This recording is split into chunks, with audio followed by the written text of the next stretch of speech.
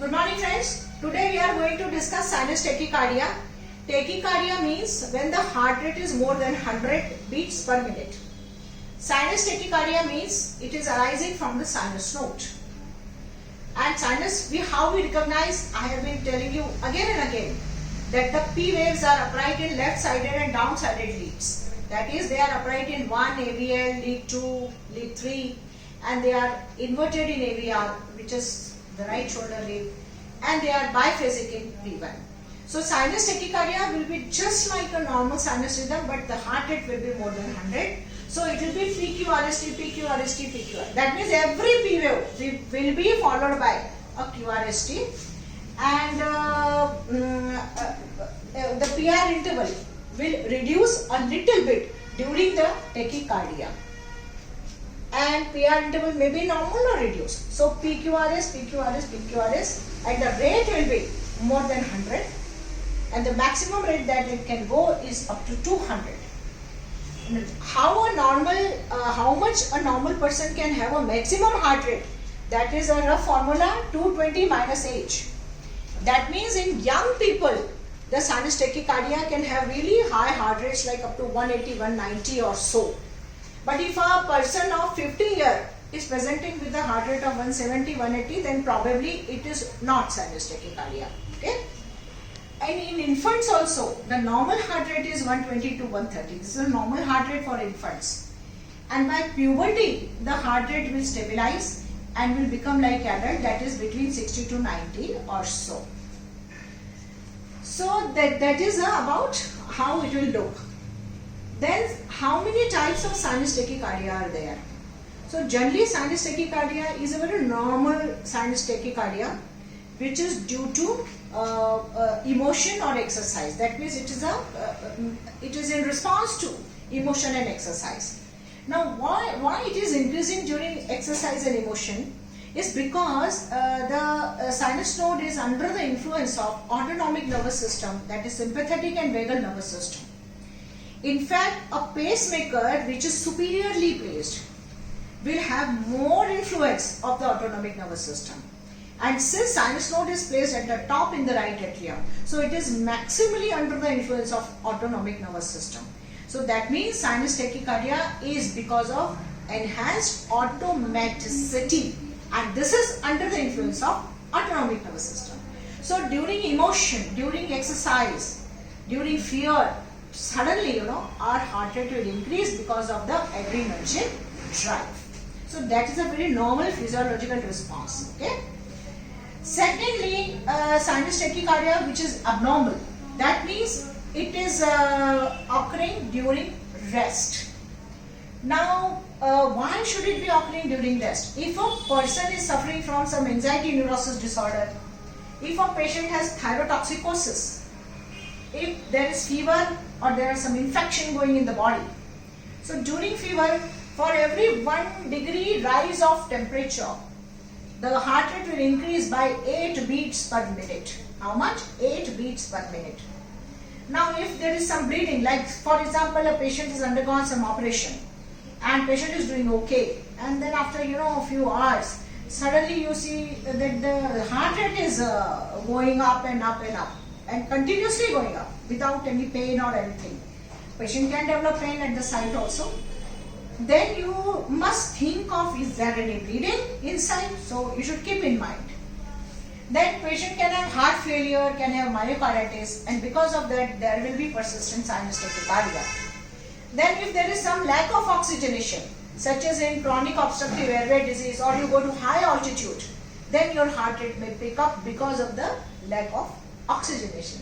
Certain drugs can increase the heart rate, such as atropine, adrenaline, the bronchodilator that we generally use, for bronchial asthma.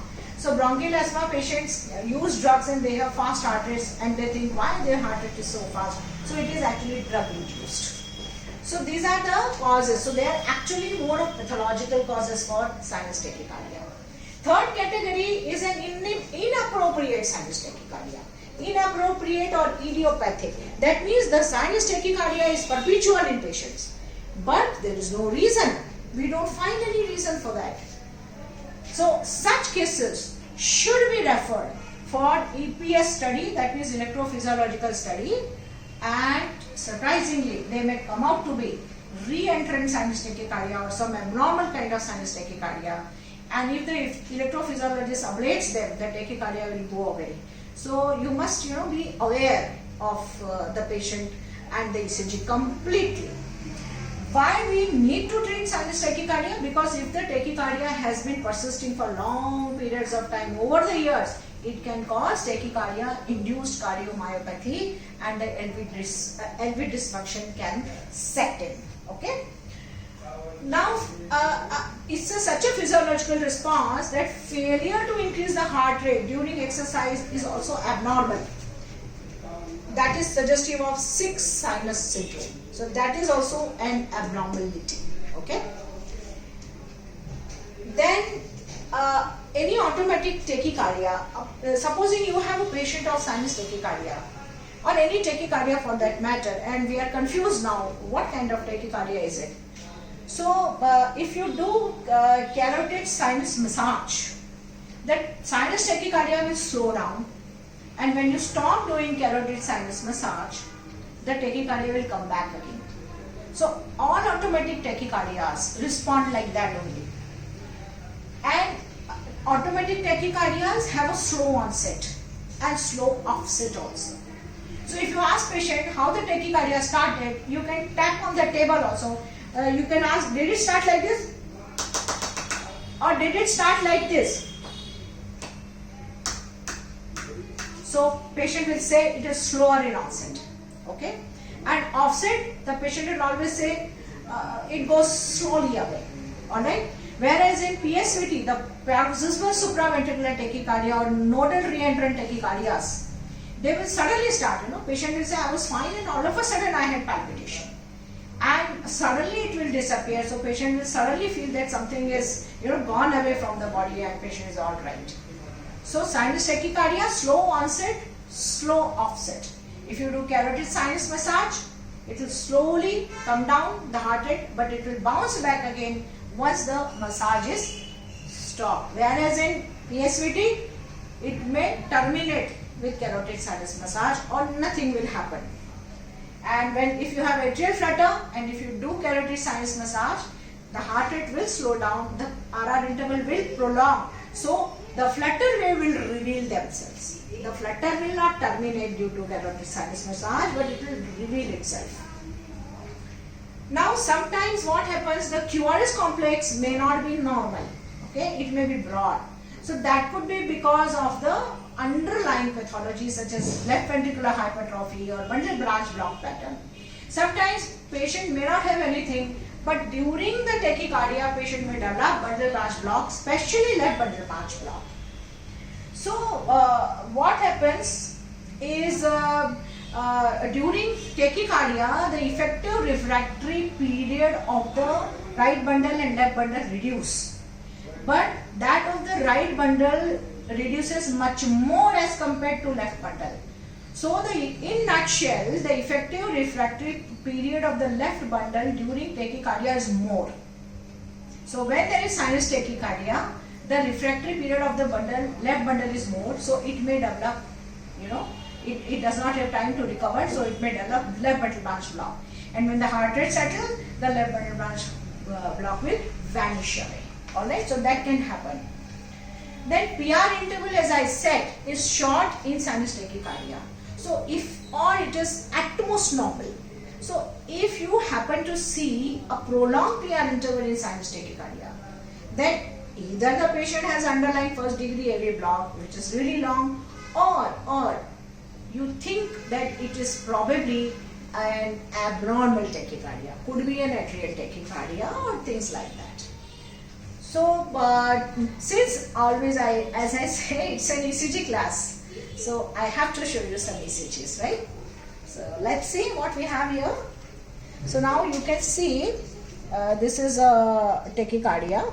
Here the heart rate is almost 100 and 107 per minute. You can see PQRST, PQRST, PQRST, PQRST. Sinus is because the P wave is upright in 1, upright in 2, inverted in AVR, and almost biphasic in V1. So this is a sinus tachycardia. Now this is how a TMT graph looks. This is during the recovery phase of a treadmill test, and the heart rate is almost 112, and you can see that there is PQRST, PQRST. So PQRS, PQRS, PQRS, PQRS. And mind you, sinus tachycardia is a narrow, complex, regular tachycardia. So it's a regular tachycardia. It's a narrow, complex tachycardia. It may not be narrow, complex tachycardia only when it is associated with some bundle branch block pattern. Alright? But it would still be a sinus tachycardia. Now here is an example. Now this is a sinus tachycardia, but it is a broad complex tachycardia. It is regular. It is regular. And what is that broad complex is due to right bundle branch block. You can see RSR pattern, wide QRS, and in V1 and V2 you can see notched R wave, and there is a slurring in V6 of the S wave. So this is a broad complex tachycardia and a regular tachycardia, and PQRS, PQRS, PQRS. So it's a, and since the P waves are sinus, you know, upright in lead 2, inverted in AVR. So this is a sinus tachycardia with a right bundle branch morphology. Okay. Now this is a classic tachycardia induced left bundle branch block. Here you can see the normal sinus rhythm, a normal heart rate, and then slowly here the heart rate is picking up. So it's a sinus tachycardia, and because of the increased heart rate, suddenly there is a left bundle branch block pattern. This is lead 2, and for left bundle branch recognition you can see V1 also, so that you will understand more, because in left bundle branch block you have a broad QS complex in V1. So V1 and V2 you have a QS complex. So this is sinus tachycardia and rate dependent left bundle branch block. And as the heart rate slowly goes away, it resumes normal sinus rhythm pattern. So this is all about for sinus tachycardia. My friends, we'll meet again in the next class with I think sinus bradycardia. And stay tuned. Jai Bharat. Thank you.